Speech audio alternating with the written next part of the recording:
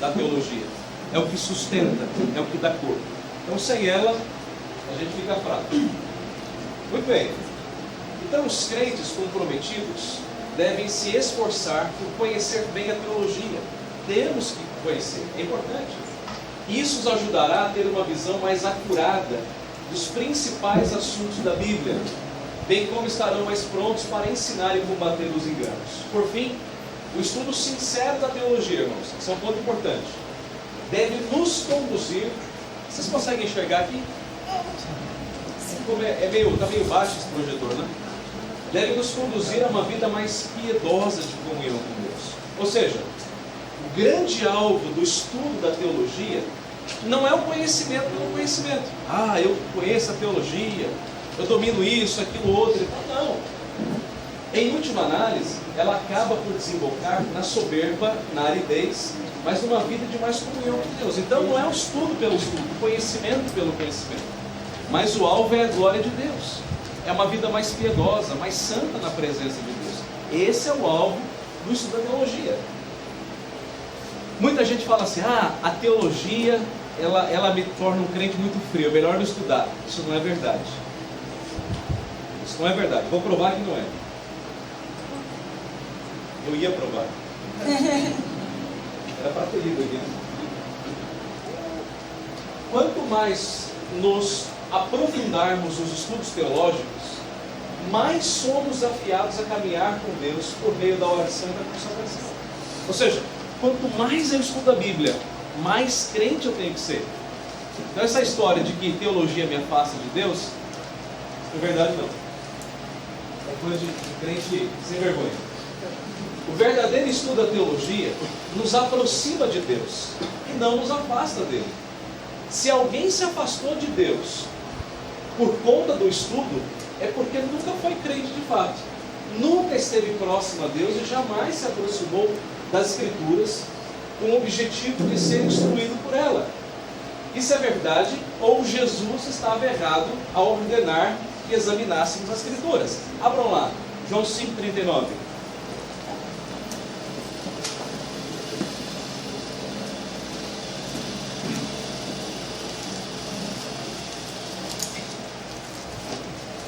João 5,39. Quem encontrou tem que ler com a voz mais forte que o ventilador. Examinais as Escrituras, porque julgais ter nelas a vida eterna. Muito bem. Alguém que já foi no hospital, no médico? Todo mundo já foi. Todo mundo é pecador, já ficou doente. Quando você chega lá no médico, você fala assim pro médico: doutor, eu estou sentindo uma dor aqui e tal. Começa aqui, vai para baixo, se estende para as costas. Aí o médico olha para a sua cara e fala assim: que você tem uma virose. Você já conhece essa história? Virose é o que os médicos mais dizem, né? Aí ele fala assim: ó, você vai tomar esse remedinho aqui por 5 dias, isso e tal, depois você volta aqui. O que você diria de um médico desse? Você voltaria no médico desse? Não. O que você espera de um médico? Ele fala assim: olha, deita aqui um pouquinho, levanta a camisa, vou apertar aqui, dói ali, dói acolá. O que você está sentindo? Teve vômito, teve febre, teve isso, teve aquilo outro. Não é assim? Ele vai medir a sua pressão, temperatura. Não é assim? Olha o que Jesus fala: examinai as Escrituras. Então, peraí. Examinar, então, não é só passar os olhos. É nos deter. É pesquisar de maneira acurada. Isto é examinar cuidadosamente. Examinar as Escrituras, porque julgais ter nelas a vida eterna. Então, pera um pouquinho. Como é que eu posso ter a vida eterna? Estudando as Escrituras. É através do conhecimento da palavra que eu sei qual é o caminho para a vida eterna. E aí você fala: mas eu não gosto da Bíblia. Espera um pouquinho. É uma contradição isso. Qual vai falar com a criança que não gosta de doce? É uma contradição de termos. E aí Jesus fala: por quê? Julgais ter nelas vida eterna. Exatamente. E o final agora? E são elas mesmas que testificam de mim. Gente, A Bíblia testifica, dá testemunho de Jesus. Se eu não estudo a Bíblia, como é que eu vou conhecer a Jesus? Não tem sentido, não tem valor nisso. Aí é um conhecimento apenas exterior, raso. Então a teologia, ela faz isso. Ela nos aproxima do conhecimento de Deus, da pessoa de Deus. Você deve ser arminiano. Muito bem. Devemos entender que a teologia sistemática, ela é a organização, isto é, a sistematização dos assuntos que permeiam toda a Escritura, do Gênesis ao Apocalipse. Por exemplo, quando tratamos acerca da pessoa de Deus, nós percorremos toda a Bíblia para entender quem é Deus, como Ele se revela e como Ele age na história. Depois disso, nós organizamos ideias de maneira sistemática para que possamos compreender melhor. Então, o que é teologia sistemática?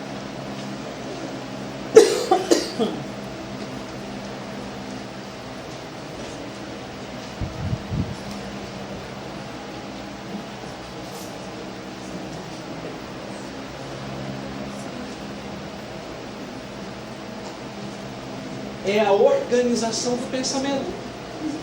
A Bíblia, gente, não é que nem um armário de roupa. Como é que a gente organiza o armário de roupa? A gente separa roupas íntimas, camisetas, calças, ternos, camisas, gravatas, não é assim? É assim, é igual armário de criança. Você separa lá o que é pijama, o que é vestido, isso eu entendo bem. Separa assim e assim, é assim que a gente organiza. Mas quando você faz uma festa de aniversário, os presentes vêm organizados? Não. Vem tudo uma bagunça. É brinquedo com roupa, com meia, com vestido. A Bíblia, ela não vem organizada para nós. Então você tem textos no Gênesis que falam sobre Deus, em Êxodo, os Salmos, os profetas, nos Evangelhos, nas cartas, no Apocalipse. Cada livro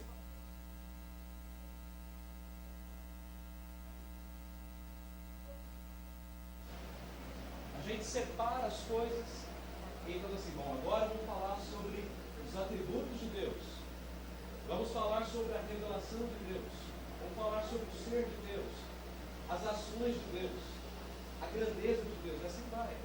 A teologia, então, ela pega tudo, separa, esmiuça e organiza. Isso é teologia sistemática. É isso que ela faz. Diferente da teologia bíblica. Vamos olhar um pouco rapidamente a estrutura da teologia para vocês terem ideia. Então, a teologia sistemática reformada, ela organiza a revelação bíblica, a palavra de Deus, da seguinte maneira. Então, todo livro de teologia que você pegar, qualquer bom livro, vai ter lá essa estrutura. A doutrina de Deus e da sua criação, chamada então de teontologia, o estudo da pessoa de Deus. Né? A doutrina do homem em relação a Deus, que é a antropologia, antropos, homem, né? Logia, estudo do homem. A cristologia, que é a doutrina da pessoa de Cristo, da obra de Cristo. A doutrina da aplicação da obra da redenção, que é a soteriologia, como Deus o salva. A doutrina do Espírito Santo, que é a pneumatologia. Eu não fico usando muito esses termos, mas estou colocando aqui para os irmãos saberem. A doutrina da igreja e os meios de graça, a eclesiologia, Santa Ceia e batismo. A doutrina das últimas coisas, que o povo gosta muito, né? Escatologia. Falou que tem escatologia, ó. É porque o povo é muito curioso. Mas não tem muita curiosidade no livro do Apocalipse. Bom, essa é a estrutura da teologia. Deixa eu só fazer umas aplicações rápidas aqui. Primeiro, estudar teologia sistemática, então estudar as Escrituras. A revelação final de Deus aos homens. Teologia sistemática, irmãos, nada mais é do que os assuntos bíblicos organizados de modo a facilitar a nossa compreensão da vontade de Deus. Quando a gente faz um estudo bíblico, mais simples que seja, a gente não vai organizando o pensamento? Pega aqui, pega ali, pega acolá, pega um texto aqui, outro texto ali, junta tudo e faz o estudo? Isso é teologia. Isso é teologia sistemática. O estudo da teologia deve então nos fazer mais humildes, não humildades, humildes, uma vez que jamais iremos compreender todas as coisas. Então, a gente toma muito cuidado com o que a gente chama no seminário de teologia especulativa. Sabe aquela coisa? Mas então, como é que era a unha daquele rei? E anjo? Anjo era homem ou era mulher? Tem anja? Então, tem umas coisas assim que a gente não tem resposta, irmãos. A gente não sabe. Por exemplo, hoje de manhã, o Daniel me fez uma pergunta teológica. Danielzinho, pastor, qual era a língua que Adão e Eva falavam no Éden? Não tem como saber. Tudo bem, tem gente que vai dizer que é o hebraico. Mas não sei se era o hebraico. O hebraico não é uma língua assim tão velha, né? Não sei. Tem coisa que a gente não sabe. Aquela velha máxima bíblica de Deuteronômio 29, deve estar sempre em nossa mente. Lembram-se? As coisas reveladas pertencem a nós e aos nossos filhos. E as coisas encobertas pertencem ao Senhor. Então aquilo que Deus revelou, Deus revelou.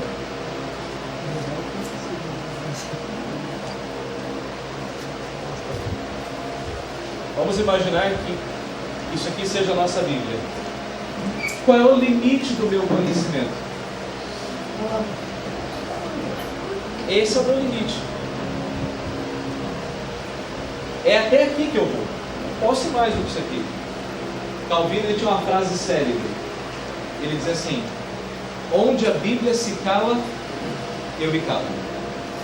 A Bíblia não diz isso. Por exemplo, como é que entrou o mal no mundo?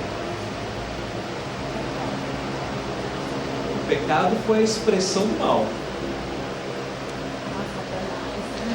Satanás caiu, mas ele não é o autor.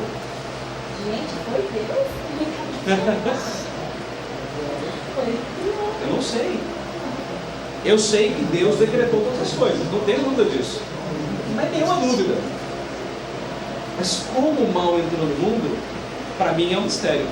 E Calvino diz assim: é um mistério. Eu vou até onde a Bíblia vai. Eu me calo onde a Bíblia se cala. Como é que o mal entrou? Eu não sei. O que eu posso dizer com certeza é: Deus não é o autor do mal. Porque se eu disser que Deus é o autor do mal, eu estou dizendo que Deus, ele vai contra a sua própria essência, que é o amor e a misericórdia, né? Então, para mim é um mistério. Como entrou? Não sei, mas entrou. Então eu me calo. Eu tenho que dizer: eu não sei. O estudo da teologia deve nos aproximar do Senhor por meio da palavra e da oração. Quanto mais eu estudo, mais eu me aproximo de Deus. O nosso coração. Não, sobre o mal não vou tratar isso hoje, não. Segura aí. Não. Quando a gente chegar lá nos decretos de Deus, nós vamos discutir. Vai lá. Agora não. Agora estamos só esquentando os motores. A sua pergunta, se você quer chegar, a sua pergunta é boa. Segura aí. O nosso coração tem que arder na medida em que caminhamos pelas Escrituras, fazendo descobertas e conexões. Qual é a melhor? Quem souber a resposta, não responde não. Qual é a melhor Bíblia de estudos que tem? Ah, não vale. Você é um péssimo aluno. E fica respondendo tudo. Irmãos, é a primeira pergunta que eu faço para os alunos do JNC. Os seminaristas, eles chegam empolgados, né? Comprando tudo. E aí eles compram aquela Bíblia de Genebra, a Bíblia da Reforma, a Bíblia Thompson, a Bíblia MacArthur, né? E eu pergunto para eles: qual é a melhor Bíblia de estudos? Aí eles dizem: pastor, é a Bíblia de Genebra. E eu disse: não, a melhor Bíblia é sua. É aquela Bíblia que você anota, que você vai fazendo aquelas conexões bíblicas. Isso aqui, como isso aqui se explica. Essa é a melhor Bíblia. A minha Bíblia é assim, ó. Oi? De jeito nenhum. Prefiro morrer apertando a Bíblia. Tô brincando. Essa é a melhor Bíblia. Que você anota. Que você tire as suas conclusões. Essa é a melhor Bíblia. É assim que a gente estuda a palavra. Fazendo conexões, né? Fazendo descoberta. Meu Deus, olha que coisa interessante. Não tinha pensado nisso. Por fim, o estudo da teologia deve moldar a nossa mente e as nossas ações em todas as esferas. Ou seja, na medida em que eu estudo, na medida em que eu aprendo, essas coisas têm que ir mudando a minha vida. É claro, é uma mudança contínua, é uma mudança paulatina. Às vezes eu tropeço, eu caio, eu retrocedo um pouquinho, mas tem que ser uma crescente na minha vida. Ou seja, em outras palavras, não adianta estudar a Bíblia e aquilo não produzir um efeito na minha vida. Não faz sentido. Aí eu estarei sendo um fariseu, né? Um mestre na lei, mas que não ama a lei, que não pratica a lei. Diga lá, querido. É que a gente estuda, e quando vem essa cabeça, quando a gente fala, quer realmente saber todas as respostas, me vem à cabeça aquela discussão que existe entre teólogos do tipo, o reformado contra o pentecostal, ou ambos contra uma pessoa que seja ateia, e a gente quer saber tudo para conseguir vencer o outro, não para conseguir se fortalecer. É verdade. O que é um erro, né? É um erro. Verdade. O objetivo não é, digamos, não é uma boa motivação. Verdade. Muito bem. Vamos então introduzir aqui o nosso primeiro assunto, que é a religião. Está aí no seu livro, página número 19. Até aqui tudo bem, irmãos? Alguma dúvida? Então, todos entenderam que a teologia sistemática é a organização do pensamento, das Escrituras. Isso é teologia sistemática. Em temas, exatamente. É a Bíblia dividida tematicamente. Obrigado. Oi? Exatamente. O livro é essa expressão aí da teologia. Ok? Então é assim, a gente não vai estudar o livro. A gente vai estudar a Bíblia. O livro é só o roteiro para a gente caminhar pela Bíblia. Mas por isso que é escola bíblica. Não é escola líbrica. É bíblica dominical. Porque o livro do texto é Bíblia, gente. Não é o Berkhoff. O Berkhoff nos ajuda. Mas é a Bíblia que é a revelação. Vamos em frente. Então, tudo que está no seu livro está aqui, só que aqui está o resuminho, em outras palavras, para te ajudar a caminhar e para a gente ficar lendo o livro. Tá bom? O livro é para você acompanhar. A religião, então, ela é um fenômeno universal. Ou seja, é uma coisa que acontece com todas as pessoas em todo o mundo. Vejam bem, o ser humano, ele tem sido descrito como incuravelmente religioso. Isto é, a religião é um fenômeno universal. Universal no bom sentido, tá?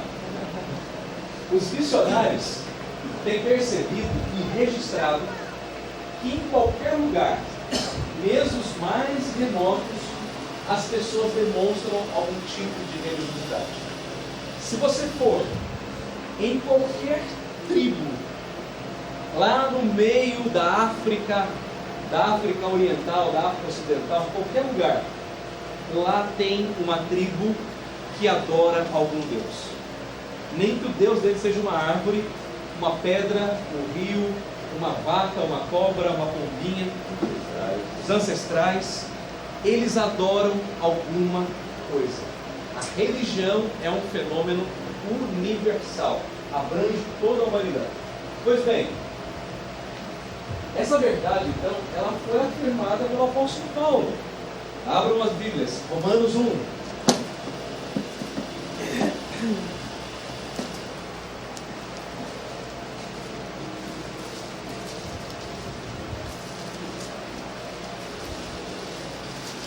Não dá para a gente ler todo o texto, ele é muito longo, eu gastaria muito tempo aqui, mas eu quero apenas mostrar o fundamento disso.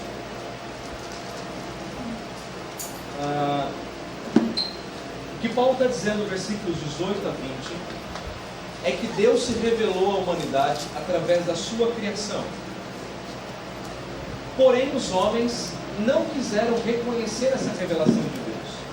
E então Paulo diz no final do versículo 20: tais homens são por isso indesculpáveis, porquanto, tendo conhecimento de Deus, não glorificaram como Deus. Verso 21, nem lhe deram graças, antes se tornaram nulos em seus próprios raciocínios, obscurecendo-lhes o coração insensato. Inculcando-se por sábio, tornaram-se loucos, veja aí, e mudaram a glória do Deus incorruptível em semelhança da imagem de homem corruptível. Ou seja, eles pegaram a glória de Deus e fizeram essa glória humana, bem como de aves, quadrúpedes e répteis. Porque ele está dizendo, em outras palavras, o seguinte: o homem, porque deixou de adorar a Deus, passou a adorar a si mesmo, passou a adorar a vaca, a cobra, o rato, a lagartixa e qualquer outra posição. Porque deixou de adorar a Deus. Então o homem adora qualquer coisa quando ele não adora a Deus. Então, em qualquer canto do mundo, o homem está lá adorando alguma coisa. Segundo ponto, a natureza essencial da religião. A religião, ela está interessada no relacionamento do homem com Deus. E é Deus quem determina as características deste relacionamento. A palavra religião, isso é importante, ela não está na Bíblia, viu, gente? Pode procurar que você não vai encontrar. Não tem essa palavra. Ela vem do latim relegare, que significa reler, repetir, observar cuidadosamente. E essa palavra, então, ela é usada para designar uma observação constante e diligente de tudo que pertencia ao culto aos deuses. Era uma palavra ligada ao culto. Essa é a ideia. Religião tem a ver com culto. Mas vejam bem, no Antigo Testamento, a religião judaica, ela é descrita como o temor do Senhor. Salmo 2, verso 11. Alguém lê para nós? Salmo 2, verso 11.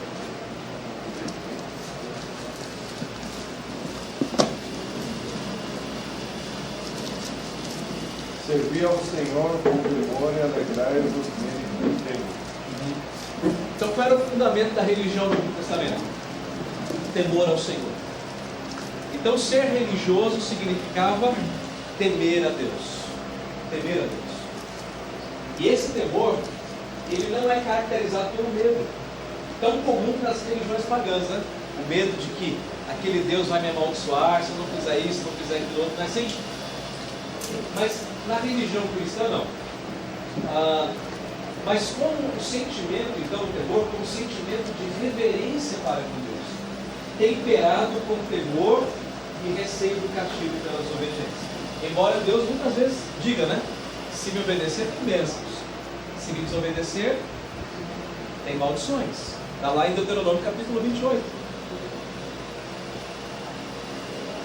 A maneira como nós educamos a nossa filha, especialmente a Ana Maria, porque a Letícia ainda não tem isso, ela é muito pequenininha.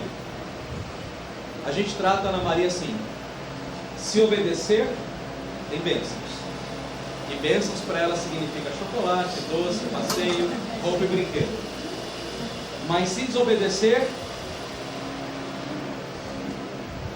tem disciplina. E um dia desses, acho que foi ano passado, ano retrasado, nós fomos para a escola dominical. Aí nós entramos no templo e ela disse assim: papai, senta aqui um pouquinho e presta atenção. Ela me colocou sentado assim, acho que na quarta, quinta cadeira, e foi lá na frente, lá tinha uma estante como essa. Eu não sei porquê, mas estava bem baixinha, né? Da altura dela. Aí ela disse assim, ela pegou a Bíblia, botou em cima e disse assim: papai, agora eu vou pregar a Bíblia. Eu falei: lá vem coisa. Aí liguei o celular, eu vou gravar, né? Coloquei o celular assim discretamente. Aí ela dizia assim: tem que honrar o papai e a mamãe. E apanhar no bumbum? Não. Quer dizer, ela aprendeu bem. Ela entendeu qual é o sentido da religião. Se obedece, você tem bênçãos. Se você desobedece, apanha no bumbum. Mas eu Não coloquei no Facebook não, senão dá para falar, né? Essa não dá para colocar no Facebook. Então, o meu ponto aqui é o seguinte: a religião, ela é caracterizada por esse temor, que é a ideia de obediência a Deus.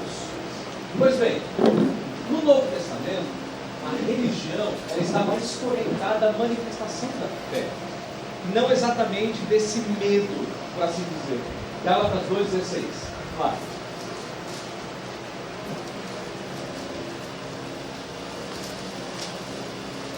Olha, e criança faz passar umas vergonhas, né? Ontem ela foi a última a ir lá para o ponto infantil, né? Ela passou olhando para mim, mandando beijo. Papai, né? E não demorou muito para o reverendo Juarez perceber que era minha filha, né? E eu não conheço não, reverendo. Ela estava por aí. Né? Vamos lá, Gálatas 2,16. Sabendo, contudo, que o homem não é justificado por obras da lei, e sim mediante a fé em Cristo Jesus, também temos crido em Cristo Jesus, para que fôssemos justificados pela fé em Cristo e não por obras da lei. Pois por obras da lei ninguém será justificado. Exatamente. Então o ponto de Paulo é que a religião ela está ligada essencialmente à fé. Eu tenho que crer. A religião é alguma coisa que tem a ver com fé. À luz da Escritura, nós aprendemos a entender que religião significa aquela posição em que o homem está em relação a Deus. Essa é a ideia, de religar. Então, religião é aquilo que nos religa a Deus. Vocês sabem por que as igrejas normalmente são assim? Ou assim?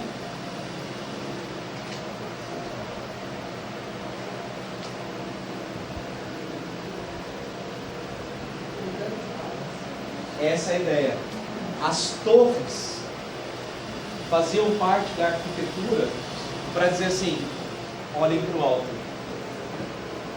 olhem para o alto, olhem para Deus. Você vê como as coisas eram bem pensadas, né? Essa era a ideia. Olhem para o alto. A nossa igreja aqui tem uma torrezinha, né? Mas assim singela. Mas tem. O que caracteriza como igreja: olhem para o alto. Essa é a ideia da religião, né? É aquilo que nos religa a Deus. Oi, diga lá. Isso é interessante, porque inclusive o início da religião não são das nossas igrejas. Se não me engano, não sei se os maias ou os astecas, eles também tinham essa ideia de que as pirâmides lá deles tinham uma ligação com o Ocidente. Né? Ah, é? Eles faziam. Verdade, pode ser mesmo. Os egípcios também tinham essa ideia, mas... Quem já foi lá sabe, né, Josué? É. Muito bem. O relacionamento então do homem com Deus na religião é consciente e voluntário. Em vez de escravizá-lo, leva-o e deve levá-lo a desfrutar da mais elevada liberdade. Quando você pega essas religiões pagãs, o que a gente percebe? O homem é muito escravo da religião, não é? Deus fala, ele faz. O líder fala, ele faz. E se vocês pararem para perceber, hoje, na modernidade, 21 séculos depois, a gente ainda tem e vive uma espécie de escravização da teologia ou da religião. Por exemplo, o que acontece nessas igrejas da teologia da prosperidade? O que acontece lá? O líder religioso fala assim: dê tudo que você tem. Aí o cara fala assim: bom, tudo que eu tenho. Aí ele saca a carteira, dá tudo que tem. Ou se ele não tem nada da carteira, ele pega a chave do carro e entrega. Perceberam como é muito perigosa essa questão da pessoa se tornar um escravo da religião? Mas o meu ponto aqui é justamente o contrário.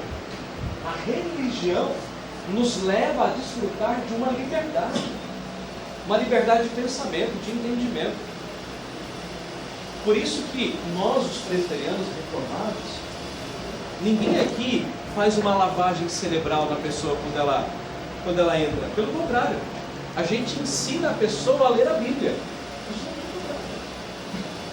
Eu me lembro que, há uns anos atrás, nem tínhamos filhos ainda, eu inventei de fazer academia. coloquei peso demais lá, colocaram peso demais, e esse músculo aqui inflamou. Aí na segunda-feira eu fui para o médico, e eu coloquei a mesma roupa do domingo, sem a gravata.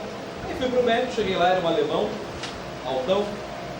Aí ele pegou o braço, apertou e tal, falou, olha aqui, faz assim e tal, olha, parece que é uma inflamação.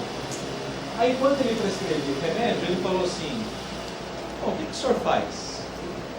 Ele disse, eu sou pastor da igreja presbiteriana. Ele olhou assim, né? Falou assim, o senhor é daquela igreja que ensina o povo a ler a Bíblia? Sim.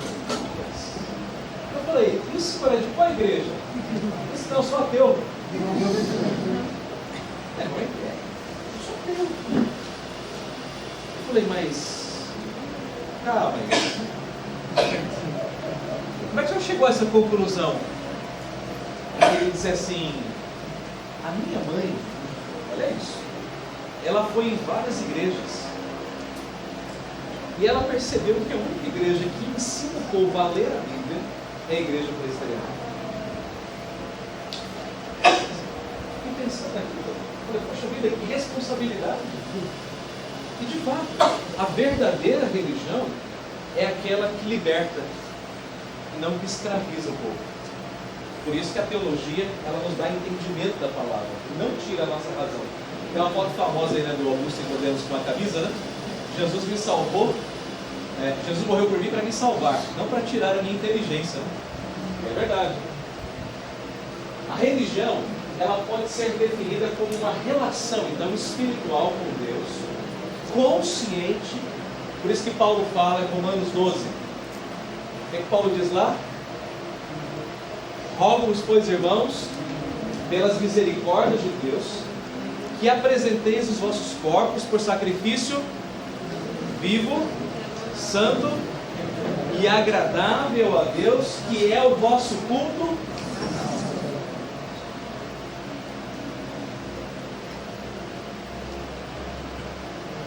No grego, logiken. Daí vem a palavra lógica, que é o vosso culto com entendimento. Por isso que a gente não precisa fechar os nossos olhos, né, e ficar girando em volta para ter aquele contato com Deus. Não estou dizendo que a gente não possa cantar de olhos fechados, nem orar de olhos fechados, não é isso. Estou dizendo que eu não preciso disso para eu adorar a Deus. Porque a adoração, a religião, ela passa pelo entendimento. Por isso eu estou dizendo que a religião é uma relação com Deus que se expressa de maneira consciente e de maneira voluntária. Ninguém nos obriga a vir aqui. Obriga? Alguém te obrigou a ser crente? A religião tem que ser um aspecto voluntário. Oi? Nem no catecúmeno. Exatamente. E aí depois ele decide se quer professar a fé ou não. É verdade. Muito bem. Deus, então, é quem determina a adoração, o conteúdo e o serviço que lhes são aceitáveis. É Deus. Então, eu não escolho o modo como eu tenho que adorar a Deus. É Ele que determina. Na sua casa, por exemplo, manda você. Você põe a comida que você quer, a louça que você quer, o horário que você quer. Mas eu não posso chegar lá e falar assim, não, eu não aceito essa comida, eu não gosto desse prato, eu acho que o horário está muito cedo, está muito tarde. Não. Eu não posso dizer para Deus como é que eu tenho que adorá-lo. É Ele que determina. Por isso, toda e qualquer expressão de culto, irmãos, contrário ao princípio regulador que é a Escritura, é absolutamente proibida. Irmãos, a gente tem que entender uma coisa. Culto não é uma questão de gosto. Ah, pastor, eu gosto de um culto mais animado, eu gosto de um culto mais tradicional. Ora, isso já é pecado. Porque quem tem que gostar do culto? Sou eu ou Deus? É Deus, gente. Então eu acho tão engraçado que as pessoas às vezes perguntam assim, ei, como é que foi o culto? Olha, pergunta para Deus. Na verdade, é Ele quem recebeu o culto, eu só prestei. Agora, se você quer saber se o culto foi ordeiro, sim, foi ordeiro. Você quer saber se tinha muita gente? Bom, tinha ou não tinha. Você quer saber se o culto foi edificante? Sim, foi edificante. Agora, Se o culto foi bom, as pessoas, e aí, o culto foi bom? Ah, pergunta para Deus, é Ele quem tem que dizer se foi bom ou não. Eu só prestei um culto. Mas eu não adoro a Deus como eu quero. Eu adoro a Deus como Ele quer ser adorado.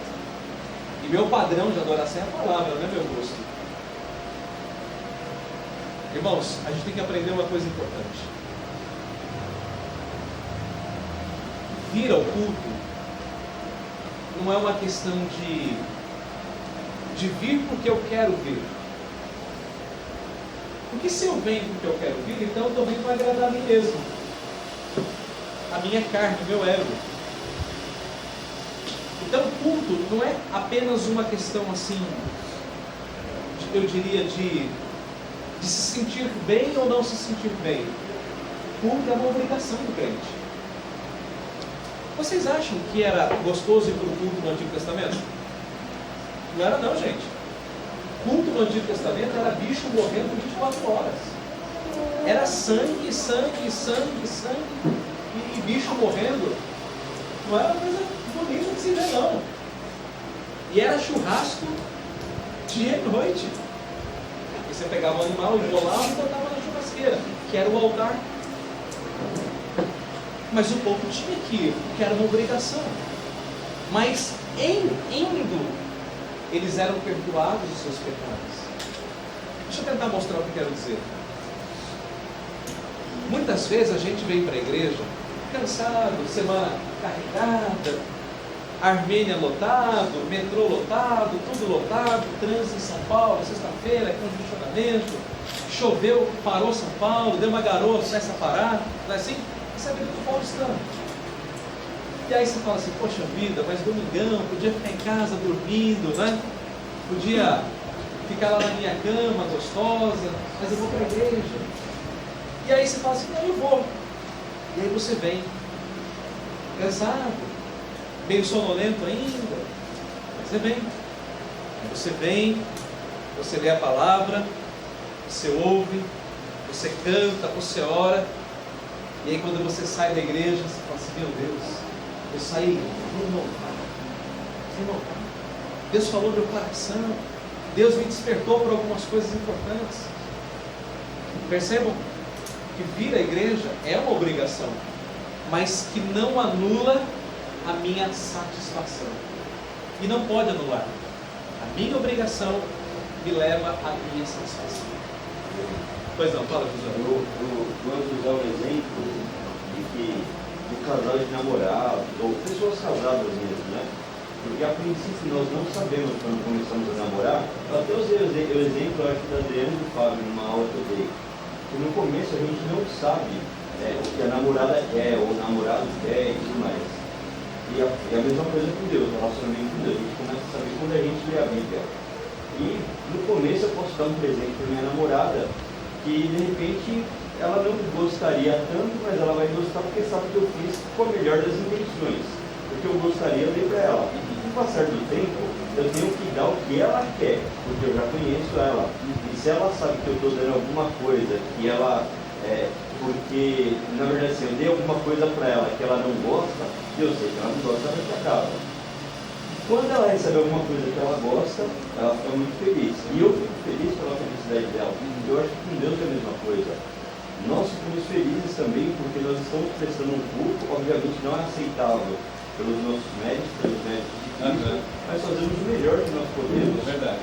Ele fica feliz e nós, por amá-lo, nós também ficamos felizes. É verdade. E muitas vezes essas coisas se invertem.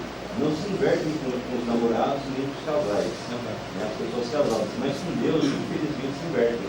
Porque, como o Senhor falou, a gente chega aqui na igreja e quer fazer as coisas de acordo com o que nós queremos. Né? Esquecemos que Deus tem vontade. Todo mundo pode ter vontade. Mas Deus parece que muitas vezes não pode ter. É verdade. Ele já sabe que você gosta, André? É o único que você tem. Brincadeira, não, brincadeira, Adriana. Nossa regente aqui hoje, viu? Com a benção, viu, Adriana? Com a benção. Coral cantando assim, você vai ver. Animado. Bom, vamos em frente. Terceiro ponto. Onde é que fica a religião? Onde é que é a sede da religião? Alguns afirmam que a sede da religião está no intelecto, ao passo que outros afirmam que ela está nos sentimentos. Vejam bem, tais entendimentos tornam a religião racionalista ou emocionalista, fria ou irracional, de certo modo. Mas a Bíblia nos ensina que a sede da religião é o coração do homem. O coração é o centro e o foco de toda a vida moral do homem, o órgão pessoal da alma. Deixa-me exemplificar aqui. Ou explicar, melhor dizendo.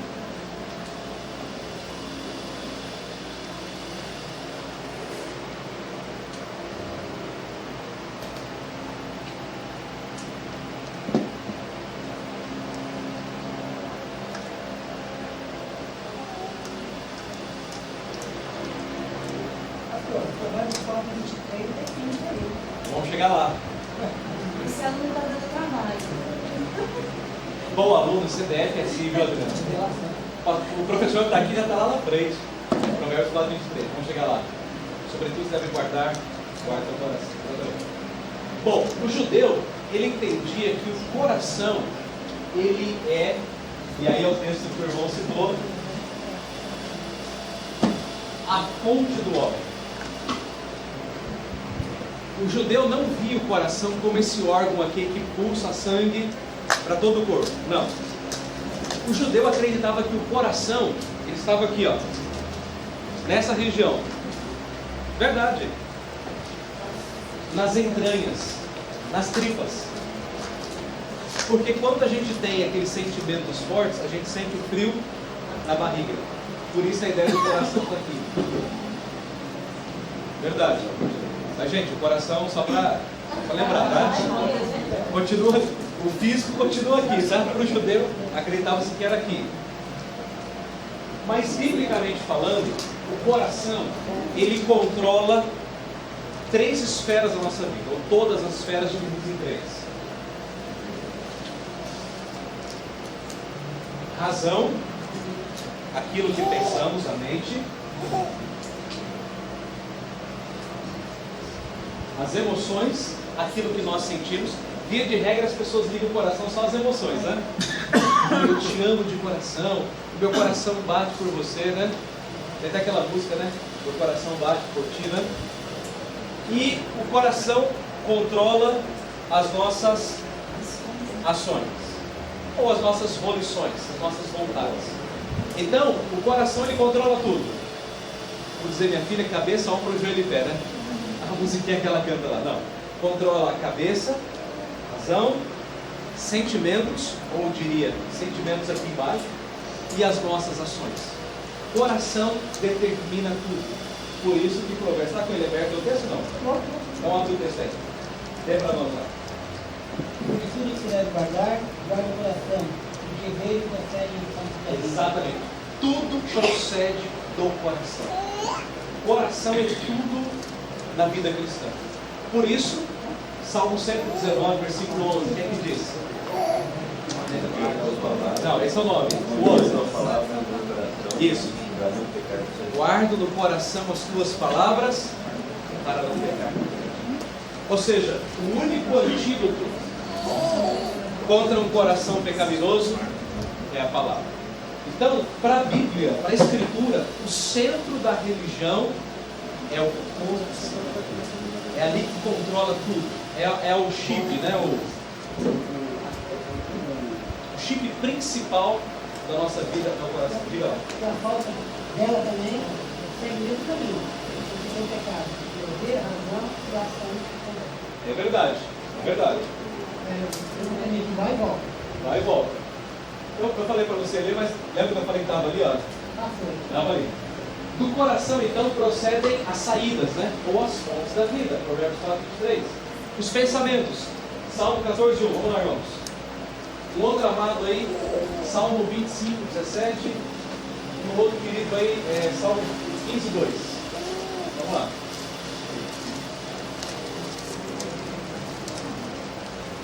Salmo 14:1. Diz o insensato no seu coração: não a Deus. Isso. Bom, pode ler, vai então. Corrompem-se e praticam abominação. Já não há quem faça o bem. Então, diz o insensato onde? Quer dizer, a ideia de dizer que ele pensou isso, né? Não a Deus. Ele está falando do ímpio, né? Do ateu. Diz o ímpio, tolo, Deus não existe. E onde é que ele pensa isso? No coração. O coração também é a sede das emoções. Salmo 25, 17. Outro amado aí. As ânsias do meu coração se têm multiplicado. Tira-me dos meus apegos. Isso, as ânsias, as angústias, as lutas do teu coração têm se apertado. Quer dizer, é lá no coração que a gente sente aquelas emoções fortes. Mas também a sede das ambições, das vontades. Salmo 15, 2. Que vive com integridade e pratica a justiça. E de coração fala a verdade. Isso, ou seja, a pergunta é, Senhor, quem vai morar no teu santo monte, né? Aquele que de coração fala a verdade, faz aquilo que é correto, né? Então veja que é do coração também que procedem as ações. Portanto, irmãos, é o coração que o homem deve dar ao Senhor. Dá-me o teu coração, filho. É isso que Deus fala? Dá o teu coração para mim. Não só a sua mente, mas o seu coração. Deuteronômio 30, versículo 6. Outro irmão. O Senhor teu Deus infundará o teu coração, o coração de tua desculpa, para amar o Senhor teu Deus de todo o coração, toda a tua alma, para que Gente, olha que lindo isso. O que significa circuncidar o coração? Porque a circuncisão era a cirurgia de fimose que chama hoje, né? Que era cortar a pele do pipizinho do menininho lá, ao 8º dia. Mas como é que a gente circuncida o coração? A ideia aí, é claro que é uma figura de linguagem. A ideia é Deus vai limpar, purificar o seu coração, para que você me ame de todo o seu coração, de toda a tua alma e de todo o teu ser. Coração.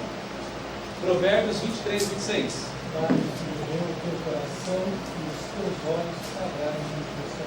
Gente, olha que lindo isso. Dá-me, filho meu. E aí me lembro daquele cântico. Dá-me o coração disposto a cumprir. Vai lá, Adriana, rende para nós. Brincadeira. A origem da religião. Vamos em frente. Embora os antropólogos, sociólogos e filósofos não crentes tenham dado muitas explicações para a origem da religião, nós sabemos pela Bíblia que a religião tem a sua origem em Deus. Em Deus. Se queremos explicar a origem da religião, nós devemos então partir do pressuposto de que Deus existe. Porque a religião sem Deus é impossível, né? É inadmissível. Não pensar numa religião sem Deus. O fato é que Deus realmente revelou a si mesmo e a sua revelação determinou o culto e o serviço que lhe são agradáveis. Porém, nem mesmo essa revelação teria sido suficiente para o estabelecimento da relação religiosa se Deus não dotasse o homem de capacidade para entendê-la e corresponder com ela. Ou seja, a religião ela está fundamentada na própria natureza do homem e não lhe foi imposta de fora. Quer dizer, a religião não é uma coisa que vem de fora para dentro. Criada à imagem de Deus, o homem possui uma capacidade natural para receber e apreciar a auto-revelação de Deus. Traduzindo isso tudo, o homem foi criado por Deus para ser um homem religioso. Tem até uma expressão latina, né? Isso, exatamente. O homem como um ser... Fala em latim, José. Fala em língua para nós. Senso-divinidades. Senso-divinidades. Ou semi-religiones. Semi-religiones. Semente da religião, não é isso? Exatamente. Calvino usava essa expressão, né? O senso-divinidades. Quer dizer, o senso da divindade. O homem nasceu com isso. Aí você pergunta, onde é que isso está na Bíblia? Vou mostrar. Vou ver se eu coloco aqui na sequência. Então, Romanos 2. versículos 15 e 16.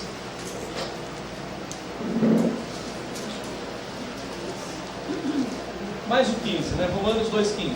Quem encontrou pode ler para nós.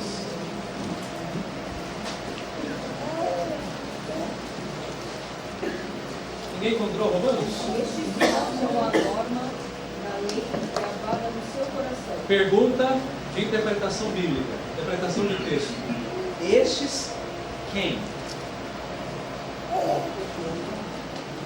Os gentios, os pagãos, os incrédulos. Está lá, versículo 14.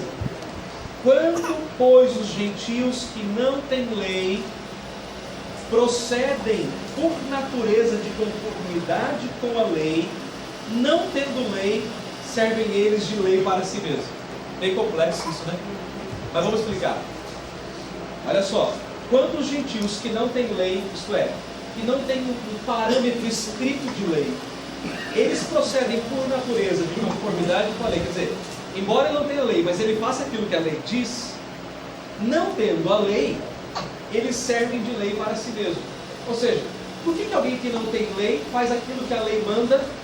Por quê? Porque ele tem a lei em si mesmo. Aí você pergunta, mas como é que alguém que não tem lei, que faz aquilo que a lei manda, tem a lei em si mesmo? Ficou meio complicado?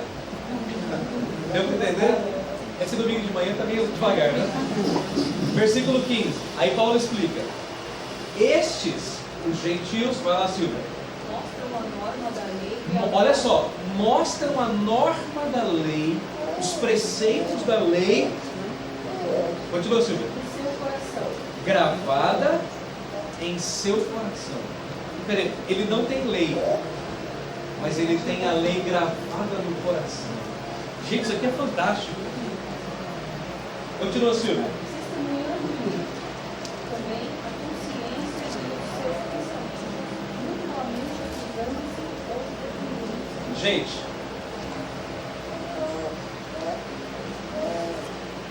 o homem, ele nasce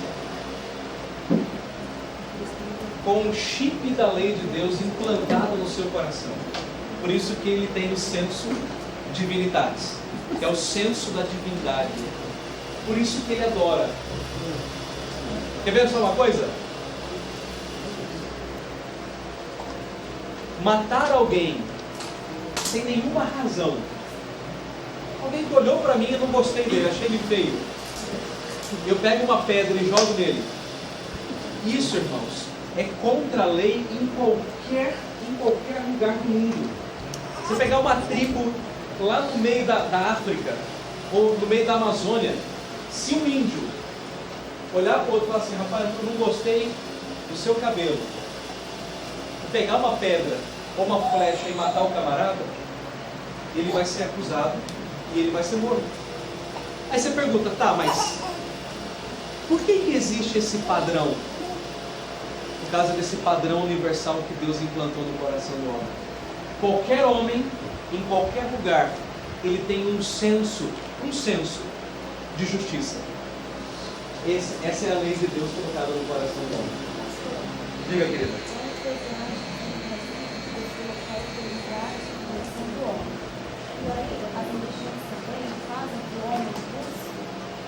Fora de si também algo que seja eterno, sacio, desejo algo que seja eterno, finito. É verdade. E aí ele fica procurando, porque Deus colocou no coração do homem a eternidade, então ele não consegue satisfazer, ele fica como se estivesse completo. E aí ele fica procurando. Exatamente. Esse é o ponto, Patrícia, né? Esse é o ponto, Patrícia. A religião é uma coisa que Deus coloca no nosso coração, ela não veio de fora. Nós nascemos com isso. É próprio nosso, é o que o José falou. É o senso da divindade. É a semente da religião. Muito bem. É sob a influência, então, da revelação especial de Deus e da iluminação do Espírito que o pecador, então, pode, pelo menos em princípio, cultuar a Deus, porque ele tem esse senso no seu coração. Foi mal, Bia, você queria tirar foto?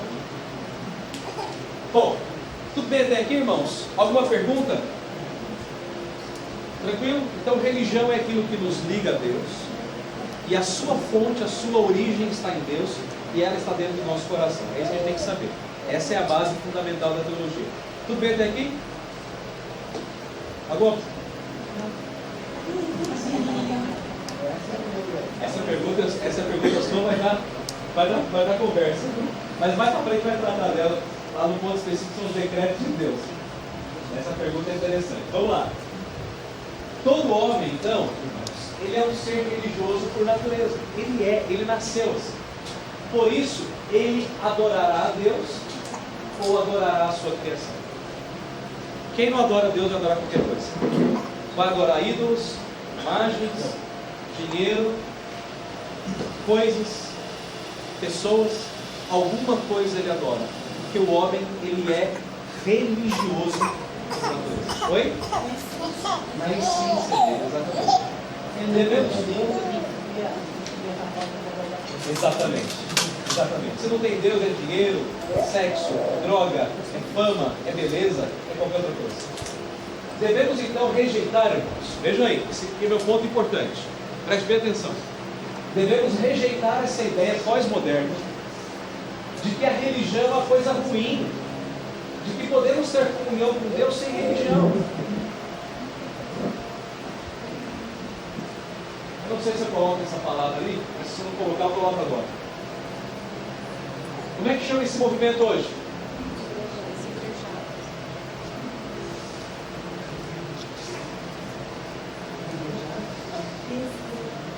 Desigrejados. Qual que é a ideia do desigrejado? Eu não preciso da religião, só preciso de Deus. Isso é um erro, irmãos. É um erro. Porque eu não tenho como separar a religião de Deus. Porque a religião é o que me leva a Deus. Diga lá, querido. Mas, pastor, se as pessoas, na verdade, elas não estão achando errado a religião, mas sim a igreja. É aquele tipo, não é que eu não gosto da religião, eu não gosto de Deus. Eu não gosto de uma igreja assim montada, que tem essa estrutura, essa organização, esse jeito de culto. Não é isso que o desigrejado então, mas o desigrejado é aquele que não vê em nenhuma igreja uma maneira de adorar a Deus. Por quê? Porque ele se acha tão acima da religião e da igreja que ele fala assim, tá tudo errado, eu tô certo. Qual é o pressuposto do desigrejado? Eu posso adorar a Deus e servir a Deus a despeito da igreja. Esse é o problema. Aquela história assim, não vou na igreja porque na igreja tem pecadores. É mais ou menos isso. Porque a igreja ela é ruim, porque a igreja tem defeitos. Não existe isso. A igreja, apesar de ser pecadora, ela ainda é a igreja do Senhor. É a noiva de Cristo. Mas o desigrejado, a tese dele a tese do igrejado eu posso servir a Deus sozinho. E não pode. Não existe crente ilha. Me mostre um crente. Me mostre um crente. E eu nunca mais prego. Que saiu da igreja. Que não vem mais à igreja. Que critica a igreja. E que lê a Bíblia e ora todos os dias em casa. Me mostre um. Um só. Não tem. Não existe. Sou pastor há 14 anos. Já visitei muita gente que não está frequentando a igreja. E a primeira pergunta que eu faço, irmão, como é que vai a sua vida com Deus? Você está lendo a Bíblia orando? Não, ele pode mentir. Mas você percebe nos olhos da pessoa, às vezes fala assim, não, pastor, olha, eu oro, mas não leio a Bíblia. Gente, isso é a maior contradição que existe. Você tem pai, Bia? Oi? Tem pai? Oi? É ateu? Ah, mas tudo bem, não importa. Mas você conversa com ele. Como é que é a sua conversa? Você só fala? Não, você tem que ouvi-lo. Então. Porque conversa, ela pressupõe o quê? Diálogo. Porque se não é diálogo, vira monólogo. Como é que eu falo com Deus sem ouvi-lo? Faz sentido? Entende? Não faz sentido. Porque eu sempre ouço pastor, eu oro todo dia, mas não leio a Bíblia não. Ora, como é que eu falo com Deus se não ouvir a voz dele? Senhor, fala no meu coração. Exatamente. Então, o meu ponto é, devemos rejeitar essa ideia pós-moderna de que a religião é uma coisa ruim, gente. Porque não é. É claro, tem religião ruim. Concordo. Tem muitas. É verdade. Placa de igreja não salva. Concordo plenamente. Igreja não salva. Nota 10. O problema é quando a placa está errada. Aí você está lascado. Na verdade, as pessoas falam, pastor, é verdade, placa de igreja não salva. É verdade. E quando a placa está errada? Aí você dança. Então, nós temos que entender que essa ideia de que essa rejeição pela religião é uma coisa perigosa para a fé cristã. Porque, olha, vejam bem, o meu ponto aqui, ó, a religião, biblicamente, eu ia arriscar aqui, achei que ela porque lá no seminário a gente projeta e tem a lousa atrás, né? Eu já... O seu José Ribeiro é de fazer pintar o salão. A religião, então, biblicamente orientada, é uma bênção, porque nos aproxima de Deus por meio de uma vida piedosa e humilde. É uma bênção. A religião biblicamente orientada. Se não for biblicamente, é uma desgraça mesmo. É uma maldição, uma face, escraviza e assim por diante. Estou acabando, irmãos, estou acabando. É evidente que devemos rejeitar deliberadamente essa religiosidade vazia, farisaica. Estou tirando foto. Vazia. Brincadeira, Deus. Farisaica, libertina, que nos afasta de Deus por meio das tradições e preceitos humanos. Isso sim a gente tem que rejeitar, porque ela é ruim, ela é perigosa. Essa teologia da prosperidade me dá gastura.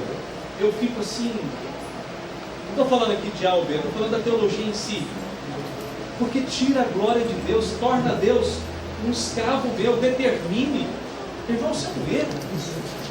Quem tem cachorro aqui? Só levanta a mão. Um gato, qualquer coisa assim, um papagaio. Você consegue determinar para o seu cachorro que horas ele vai dormir, que horas vai acordar? Como é que eu vou determinar para Deus o que ele tem que fazer para mim, irmãos? É um absurdo. A igreja, portanto, irmãos, é o único meio instituído por Deus pelo qual podemos expressar corretamente a nossa religião, a nossa relação com Deus. Fora da igreja, irmãos, não a verdadeira religião, apenas preceitos humanos disfarçados de piedade. E eles são tão estudiosos que quando a pessoa não conquista o que Deus não quis, sabe que você que morou também. É verdade, faltou fé. Faltou fé. É sempre assim, né? Se Deus deu, amém. Se Deus não deu, faltou fé. É sua. Bom, alguma dúvida daqui, irmãos? Alguma colocação, pensamento? É verdade. E que já estão apagadas. Hebreus 10, 25. Não deixemos de congregar-nos, como é costume de alguns. Antes façamos a amonestação, tanto quanto vede que o dia se aproxima. Diga, Patrícia. Eu acho que, na verdade, é só uma desculpa poética. Os desejados, eles querem colocar só na igreja para ter obediência, para a oportunidade de atividade deles. É verdade. Para se submeter a Deus e até mesmo de perdoar o outro. Porque normalmente as pessoas são muito desejadas, muito. Porque alguns, por conta do homossexualismo, tem muitos que disseram que a igreja não tem condição em particular. O presidente de Sínodo, conheço amigos que disseram que são desejados porque a igreja é filósofo. Então, assim, Deus cita aqui de trás todas as justificativas e desculpas. Há pecado. Há pecado. Não há nenhuma justificativa boa o suficiente. Irmãos, uma frase que li outro dia, achei muito interessante. Quem entra na igreja por causa de Cristo, não sai dela por causa dos homens. Você pode ter os problemas que for. Gente tacando pedra, fazendo crítica, pisando no calo, olhando feio, Não importa se você não está servindo a homens, está servindo a Cristo, que é o Senhor da igreja. Igreja é imperfeita mesmo, porque perfeita é só na glória, mas ainda assim é a noiva do Senhor Jesus, que Ele está preparando para aquele dia glorioso. Então nós temos que amar a religião, biblicamente orientada. Que Deus abençoe, irmãos. Que nós possamos amar a igreja do Senhor de todo o nosso coração. Vamos orar. Bendito Deus e Pai, te agradecemos por esta manhã. Nós te louvamos, ó Deus, pela tua palavra, que é a verdade única revelada do Senhor para nós. E nós te agradecemos, ó Deus, porque é por meio da religião que nós podemos estudar a tua palavra, aprender do Senhor, ter comunhão com o Senhor. Ensina-nos, ó Deus, e ajuda-nos a amar a tua igreja, a amar, Senhor, a tua lei de todo o nosso coração, de toda a nossa alma e de todo o nosso entendimento. Ó Deus, que o Senhor nos prepare ao longo deste dia para retornarmos à noite, para te adorarmos, para te bendizermos, para ouvirmos a tua palavra sendo pregada, para cantarmos louvores ao teu nome, para orarmos ao Senhor, para devolvermos ao Senhor o melhor das nossas vidas. Fica, Senhor, conosco e abençoe o dia que é do Senhor e que não é nosso. Te pedimos isso em nome e por amor de Cristo Jesus. Amém.